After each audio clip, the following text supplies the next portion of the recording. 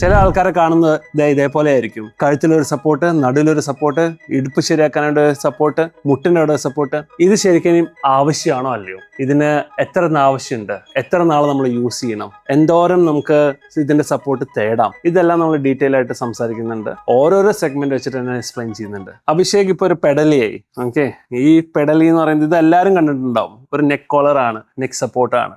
Basically ഈ cervical spondylitis എന്ന് പറഞ്ഞ കണ്ടീഷൻസ് ഒക്കെ വരുമ്പോൾ നമുക്ക് ഈ കംപ്രഷൻ, ഡിസ്കിനടുത്തുള്ള കംപ്രഷൻ കുറയാനും നെക്കിന് ഒരു സപ്പോർട്ട് നേടാനായിട്ടാണ് ഇത് യൂസ് ചെയ്യുന്നത്. അത് ഇനീഷ്യൽ സ്റ്റേജിൽ നമ്മുടെ കയ്യിലോട്ട് തരിപ്പ്, വേദന കാര്യങ്ങളൊക്കെ വരുമ്പോൾ ഒരു 1 or 2 weeks നമുക്ക് അത് യൂസ് ചെയ്യുന്നുണ്ട്, യാതൊരു കുഴപ്പമില്ല. പക്ഷെ ഇത് കണ്ടിന്യൂസ്ലി 1 or 2 months അല്ലെങ്കിൽ അതിനൊക്കെ മേലെ നമ്മൾ യൂസ് ചെയ്ത് തുടങ്ങി കഴിഞ്ഞാൽ നമ്മുടെ ചുറ്റുമുള്ള മസിൽസുകൾ വീക്ക് ആവാനായിട്ടുള്ളതും അതേസമയം തന്നെ ഇതിൽ നിന്ന് ഒരിക്കലും ഒരു മോചനമില്ലാത്ത രീതിയിൽ നമുക്ക് പോകേണ്ടി വരും. ഇങ്ങനത്തെ കണ്ടീഷൻസ് ഞാൻ പല പേഷ്യൻസിലും കണ്ടിട്ടുണ്ട്.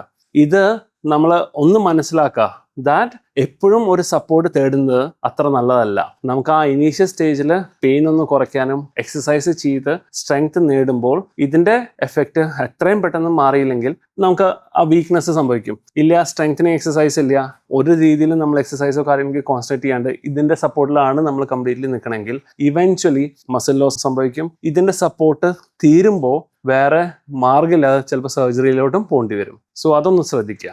ഇങ്ങനത്തെ കാര്യങ്ങളൊക്കെ ചില സമയങ്ങളിൽ വളരെ ആവശ്യമാണ്, പക്ഷെ അത് മിസ്യൂസ് ചെയ്യരുത്. എപ്പോഴും ഒരു ചോദ്യമാണ് ദാറ്റ് എൻ്റെ നടു അല്ലെങ്കിൽ എൻ്റെ പോസ്റ്റർ കൂഞ്ഞിക്കൂടിയിരിക്കുകയാണ്, അതിനെ സപ്പോർട്ട് ചെയ്യാനായിട്ട് സപ്പോർട്ട് ബെൽറ്റ് യൂസ് ചെയ്യുന്നത് നല്ലതാണോ പൊട്ടയാണോ? ഇതാണ് സപ്പോർട്ട് ബെൽറ്റ്. ഇതിൻ്റെ പല വേർഷൻസും പല കമ്പനീസും ഇറക്കുന്നുണ്ട്.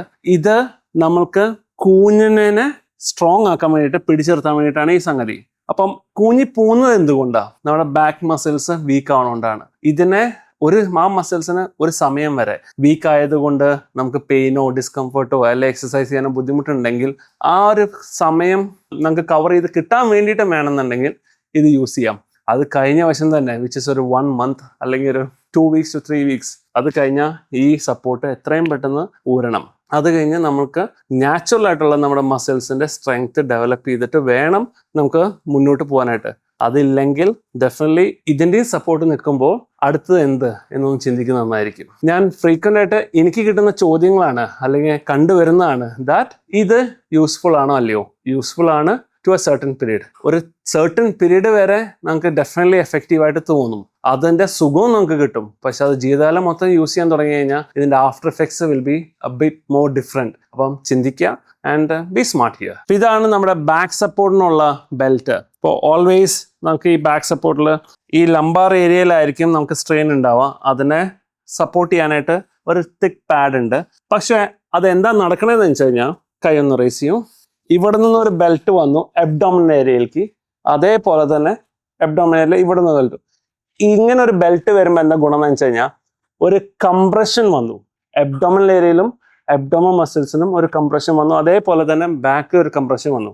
ഈ കംപ്രഷനും ഈ കംപ്രഷന്റെ ആ സ്ട്രെങ്ത്തും ആണ് അത് വീക്ക് ആകുമ്പോഴാണ് നമ്മുടെ L4 L5 ഡിസ്പൾജനുള്ള കാരണം വരുന്നത്. അത് വീക്ക് ആവാതിരിക്കാനായിട്ടുള്ള പരിപാടികൾ നമ്മൾ ചെയ്യേണ്ടത്. ഈ സപ്പോർട്ട് നമുക്ക് അബ്ഡോമിനൽ വാൾസിൽ നിന്നും ഡയഫ്രത്തിൽ നിന്നും പെൽവിക് ഫ്ലോറിൽ നിന്നും ബാക്ക് മസിൽസിൽ നിന്നും കിട്ടുകയാണെന്നുണ്ടെങ്കിൽ ഇതിൻ്റെ ആവശ്യമില്ല. അപ്പം ഞാൻ ഇത് സ്ഥിരം കണ്ടുവരുന്നത് ഇത് എത്ര നാൾ യൂസ് ചെയ്യണം, ഇത് എത്ര നാൾ നമുക്ക് കൊണ്ട് നടക്കാം? 2 weeks 3 weeks മാക്സിമം. വൺസ് ആ പെയിൻസ് കുറഞ്ഞു കഴിഞ്ഞാൽ സ്ട്രെങ്തനിങ്ങിലോട്ട് കിടക്കുക. സ്ട്രെങ്തനിങ്ങിന്റെ സമയത്തും കുറച്ച് നാളത്തേക്ക് യൂസ് ചെയ്യാം. ചില പേഷ്യൻസ് ഇതാണ് എൻ്റെ ലൈഫ്, ഇതാണ് എപ്പോഴും കിടക്കയിൽ നിന്ന് എഴുന്നേക്കുണ്ടെങ്കിൽ ഇതിട്ടിട്ട് വേണം എഴുന്നേക്കാനായിട്ട്. കിടന്നു കഴിഞ്ഞാൽ ഇത് ഊരി കിടക്കണം. ഇതാണ് പലരെയും അഡ്വൈസ് ചെയ്തിരിക്കുന്നത്. അത് ശരിയല്ല. ഇത് യൂസ് ചെയ്യുന്നതോറും സപ്പോർട്ട് യൂസ് ചെയ്യുന്നതോറും നമുക്ക് വീക്ക് ആയിക്കൊണ്ടിരിക്കുന്ന പല മസിൽസും ഉണ്ട്. പിന്നെ അത് റീജനറേറ്റ് ചെയ്തെടുക്കാൻ പല ബുദ്ധിമുട്ടുകളുണ്ടാവും. ഈ രീതിയിൽ ഇൻഫർമേഷൻ പാസ് ചെയ്യുന്ന അല്ലെങ്കിൽ ഇതിനെ മിസ്യൂസ് ചെയ്യുന്ന പലരും ഉണ്ട്. ഇത് സെല് ചെയ്യാനായിട്ടായിരിക്കും ചിലപ്പം. ഇത് യൂസ്ഫുൾ ആണ്, പക്ഷേ ടു എ സർട്ടൻ എക്സ്റ്റെന്റ്. അതിന് മുകളിലോട്ട് യൂസ് ചെയ്യരുത്. ബാഡ്മിൻ്റൺ അല്ലെങ്കിൽ സ്പോർട്സ് യൂസ് ചെയ്യുന്ന എല്ലാവരുടെ കയ്യിലും ഈ ഒരു സംഗതി കണ്ടിട്ടുണ്ടാവും. അത് ഈ ഒരു ഭാഗത്തായിട്ട് മിക്കവാറും വെച്ച് കെട്ടിയിട്ടുണ്ടാവണം. ഇങ്ങനെ ആയിരിക്കും ഉണ്ടാവുക. ഇതെന്താ ആക്ച്വലി ചെയ്യണമെന്ന് വെച്ച് കഴിഞ്ഞാൽ ഈ ഒരു പോയിന്റിൽ ചിലപ്പോൾ മിക്കവാറും എല്ലാവർക്കും കളിക്കുന്ന സമയത്ത് ഒരു പെയിൻ എടുക്കും. ഇതുമേക്ക് സ്ട്രെയിൻ കുറയ്ക്കാൻ വേണ്ടിയിട്ട് മസിലിനൊക്കെ ഒരു കംപ്രഷൻ എഫക്റ്റ് കൊടുക്കണു. സോ ദാറ്റ് ഇവിടുത്തെ സ്ട്രെയിൻ കുറയും. താൽക്കാലികമായിട്ട് ഒരു ആശ്വാസം കിട്ടും, താൽക്കാലികമായിട്ട് ഒരു സപ്പോർട്ട് സിസ്റ്റം പെട്ടെന്ന് കിട്ടിയ പോലെ ആയിരിക്കും. അപ്പൊ പെയിൻ ഒന്ന് കുറയും. ചിലർ വിചാരിച്ചിരിക്കുന്നത് ഇതാണ് ദി ആക്ച്വൽ റെമഡി, ഇത് ഇട്ട് കഴിഞ്ഞ് കളിച്ചു കഴിഞ്ഞാൽ എല്ലാം ഓക്കെ ആയിരുന്നു. പക്ഷെ ഇതിട്ട് എത്രത്തോളം നമ്മൾ പെർഫോം ചെയ്യണു, എക്സസൈസും സ്ട്രെങ്തനിങ്ങും അവോയ്ഡ് ചെയ്യണു, അതിന്റെ അർത്ഥം നമ്മൾ അതിനെ വേഴ്സ് ആക്കിക്കൊണ്ടിരിക്കുകയാണ്, സ്ട്രെങ്ത് കുറഞ്ഞുകൊണ്ടിരിക്കുക. ഇത് ഓക്കെയാണ് ടു എൻ എക്സ്റ്റെൻഡ്. പക്ഷെ ആസ് ഏർലി ആസ് പോസിബിൾ ഇതിൽ നിന്നും നമ്മൾ ഊരി വരണം. ആ സപ്പോർട്ട് സിസ്റ്റം നമ്മൾ വിഡ്രോ ചെയ്യണം. ഇല്ലാന്നുണ്ടെങ്കിൽ അതിന്റെ after effects will be weakness of the muscle which will cause severe impact in the future. അപ്പോൾ ഡെഫിനറ്റ്ലി അതൊന്ന് ശ്രദ്ധിക്കുക. ആസ് എ സ്പോർട്സ് ഫിസിയോ പല ഇതേപോലത്തെ സപ്പോർട്ട് സിസ്റ്റംസ് അല്ലെ പല ഇതേപോലത്തെ പ്രൊഡക്ട്സുകൾ പലരും യൂസ് ചെയ്യുന്നതും പലരും അത് വളരെയധികം നമ്മുടെ റൂട്ട് കോസ് മാനേജ്മെന്റ് ആയിട്ടാണ് എന്നുള്ള കൺസെപ്റ്റിൽ അത് യൂസ് ചെയ്യുന്നുണ്ട്.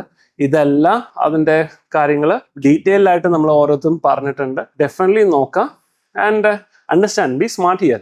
നമ്മൾ ട്രൈ ചെയ്യുന്നത് ഈ പ്രൊഡക്റ്റ് പൊട്ടയാന്ന് പറയാനോ നല്ലതെന്ന് പറയാനല്ല, ഇത് എത്രത്തോളം നമുക്ക് എഫക്റ്റീവ് ആണ്, എത്രത്തോളം നമുക്ക് ദോഷം ചെയ്യുന്നുണ്ട്, അത് എപ്പോഴൊക്കെയാണ് എന്നുള്ളത് മാത്രം കമ്മ്യൂണിക്കേറ്റ് ചെയ്യാനായിട്ടുണ്ട്.